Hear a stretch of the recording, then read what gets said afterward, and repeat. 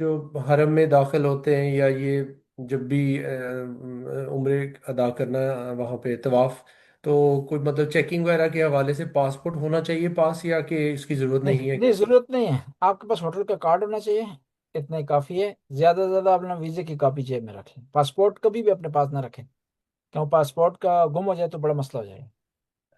और मोबाइल?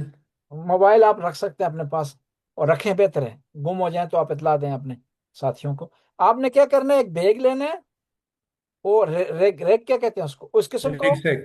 रिक्शैक, कि उसमें आपके एक पानी की बोतल हो, उसमें आपके जूते हो, उसमें आपका मोबाइल हो। और लेकिन मोबाइल आप इस तरीके से डालें कि पीछे से कोई निकाल ना सके उसको। ठीक है। जो बाहर से हम जूता पहन के आए हैं वो भी उसमें रख सकते हैं ना? जी जी, रख सकते हैं उसमें। अंदर उसमें उसके बेहतरीन जगह वही है उसकी, क्योंकि वहां उनके पास इंतजाम नहीं है जूते रखने का कहीं।